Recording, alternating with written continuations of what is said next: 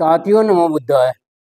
एक खबर बहुत वायरल हो रही है जो तस्करी से संबंधित है। मानिकपुर के पास ही मुंदीपुर एक गांव है,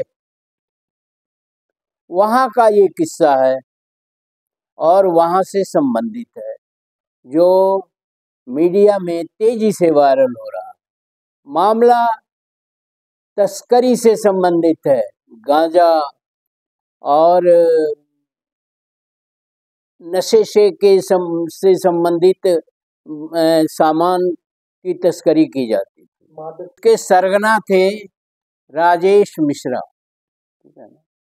जो अभी जेल में। पुलिस की 4 टीमों ने, जिसमें 22 पुलिसकर्मी और 4 गाड़ियां थी, उनके घर में जब जांच शुरू किया गया तो 2 करोड़ रुपए नगद मिले, जो 100, 20 और 10 रुपए की नोटों के शक्ल में थे और बोरों में भर करके घर में गए ऐसे ही रखे हुए थे। नोटों की गिनती की गई। गिनती करते करते जब पुलिस वाले थक गए और एक महिला पुलिसकर्मी जो है बुरी तरह से बदहवास हो गई और बुरी तरह से थक के उन्होंने काम ही बंद कर दिया, तो नोट गिनने की 4 मशीनें मंगाई गई और उन मशीनों से जब नोट गिने गए तो उनकी गणना 2 करोड़ रुपए की हुई।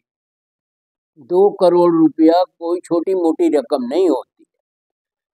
2 करोड़ रुपया एक गांव से बरामद हो और बहुत सारे पैसे खपा दिए गए होंगे। ये धंधा आज से नहीं चल रहा था, बहुत समय से चल रहा था। अब राजेश मिश्रा पहले से ही जेल में है और जेल में होने के बावजूद भी उनका धंधा फल फूल रहा था और चल रहा था।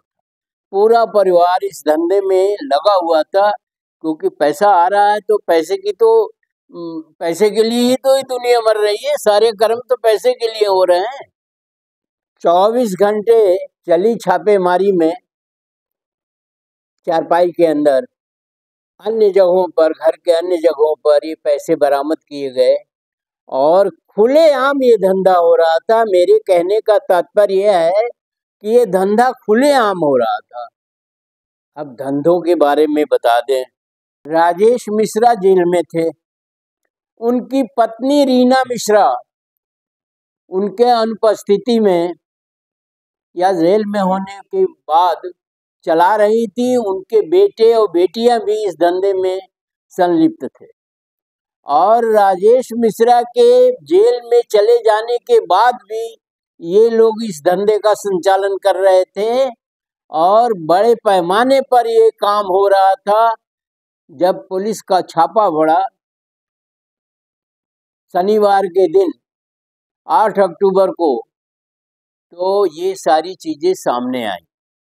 मामले में 5 आरोपियों को गिरफ्तार किया गया है, जो राजेश मिश्रा के परिवार के ही लोग हैं।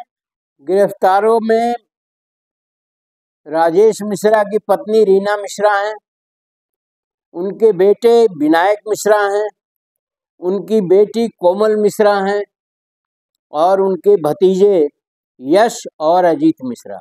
पूरा परिवार, सम्मिलित परिवार, पूरा परिवार तस्करी में संलग्न था और बरसों से संलग्न था। 3 करोड़ संपत्ति जब्त की गई है कुल, 2 करोड़ कैश और 1 करोड़ अन्य। राजेश मिश्रा ने 15 दिन पहले ही आत्मसमर्पण किया था। तो इस तरह का केस, अब सवाल ये है कि 15 दिन पहले जब उन्होंने आत्मसमर्पण किया था तो उसके तुरंत बाद ये कार्रवाई क्यों नहीं की गई? किस चीज का इंतजार था? ये भी आपको बताते चले कि बिना सरकार के, बिना जनप्रतिनिधियों के, नेताओं के या पुलिस के या प्रशासन के संज्ञान में ला करके ही सुनियोजित तरीके से अपराध किए जाते हैं, ऐसा नहीं है। पुलिस को सब पता रहता है, प्रशासन को तमाम चीजें पता रहती हैं। पुलिस और प्रशासन के संज्ञान में ये चीजें होती हैं और गांजे की तस्करी बड़े पैमाने पर हो रही है, स्मैक की तस्करी बड़े पैमाने पर हो रही है। ये स्कूलों में जा जा करके बेचते हैं, ये मंदिरों में जा जा करके बेचते हैं, ये अन्य बाजारों में जा जा करके बेचते हैं और सबके संज्ञान में ये बात रहती है। अब कारण दो होते हैं, पुलिस के संज्ञान में कोई चोरी, कोई अपराध, कोई चीज बिरले ही नहीं होंगे जो अचानक घटित होते हैं, अन्यथा पुलिस अपने इलाके के सारे अपराधियों को जानती है और सारी उनको पता रहता है कहाँ तस्करी हो रही है और कहाँ क्या हो रहा है और कैसे हो रहा है। धन्यवाद।